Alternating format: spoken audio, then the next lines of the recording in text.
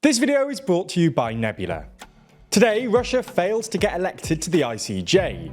Reports suggest that Rishi Sunak is about to reshuffle his cabinet, and a Spanish politician is shot. From TLDR News, this is your daily briefing for Friday the 10th of November 2023.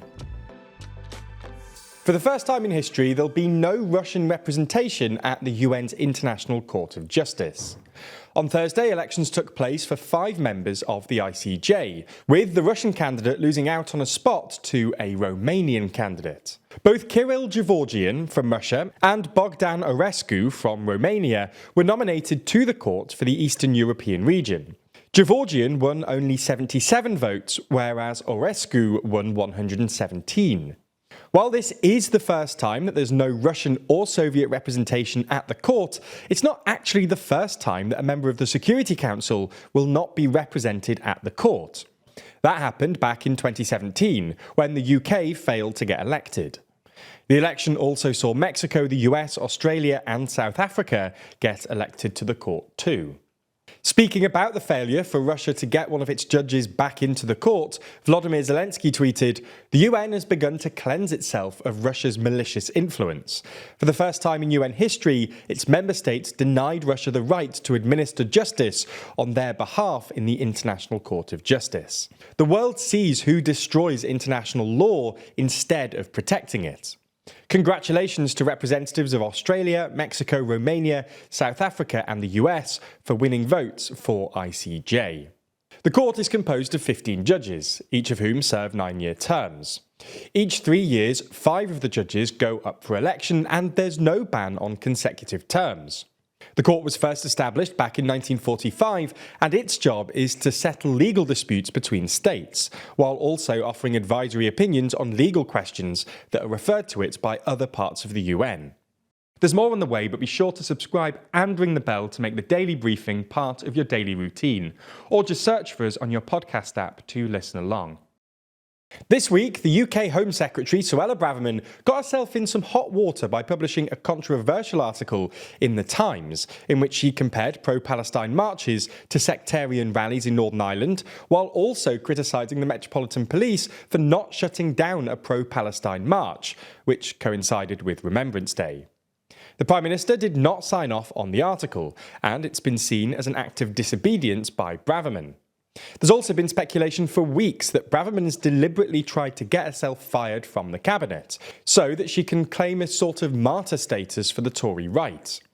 This, it's argued, would help her leadership ambitions. At the time of writing, Braverman is still the Home Secretary. It's been reported, though, that there could be a cabinet reshuffle as soon as next week, in which Sunak may well shift Braverman to another role. According to insiders who have reportedly spoken to Deputy Prime Minister Oliver Dowden, no decisions have yet been made on either when the reshuffle will happen or who will be moved. We will, of course, update you with any details of the reshuffle if it does take place next week. We move now to Spain, where Alejo Vidal-Quadras, the founder of the far-right Vox party, was shot in the face by a gunman on the back of a motorbike. The former politician was rushed to the hospital and is now stable and conscious.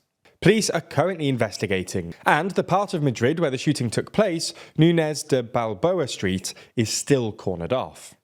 Vidal-Quadras is known for his strong opposition to Catalan separatism. It was only this week that the Spanish Prime Minister, Pedro Sánchez, reached a deal with Catalan separatists, in which there was an amnesty for those involved in the 2017 independence referendum. As a result of this, Sánchez will be able to cling on to power. Shortly before being shot, Vidal-Quadras criticised the deal on Twitter, saying that the disgraceful pact between Sánchez and Puigdemont that crushes the rule of law in Spain and ends the separation of powers has been agreed. Our nation will thus cease to be a liberal democracy and become a totalitarian tyranny. We Spaniards will not allow it. After a 4-month-long strike, it seems that US actors union SAG-AFTRA have finally agreed to a deal with Hollywood studios. The shutdown over the last few months took place due to a disagreement about pay and a concern about the use of AI in writing. The union claimed that the deal was valued at more than $1 billion and included an increase in minimum salaries, a new streaming participation bonus, and more protections against the use of their voice and images by AI. A number of actors have, today, spoken out about how happy they are with the new settlement. At the premiere of the new Iron Claw film, SAG-AFTRA described the deal as incredible. His co-star Jeremy Allen White was told during a red carpet event about the deal. He exclaimed, "That's amazing," upon being told. Some, though, were more tempered in their opinions on the deal. Union Negotiating Committee member Kevin E. West admitted that there had been tears of exhilaration and joy, but that the deal was not perfect. Shan Sharma, also a member of the committee, said, "You can be happy for the deal overall, but you can feel a sense of loss for something you didn't get that you thought was important." Moving to Israel now, where the ground invasion into Gaza continues. It's been reported this morning that Israeli airstrikes have hit near several hospitals in Gaza City. For their part, Israel has accused Hamas fighters of hiding in hospitals and of using the Shifa hospital complex as its main command centre. However, a growing number of people have started living in and around the Shifa hospital, as they seem to believe that it's safer than remaining in their homes. Right now, it's not known exactly how many missiles have been fired towards the Shifa hospital, but the Hamas-run health ministry claims that at least one person has been killed. In total, more than 10,800 Palestinians have been killed since October the 7th, and another 2,650 people are currently missing. It was only yesterday that crowds of Palestinian families walked south in an attempt to avoid the Israeli airstrikes.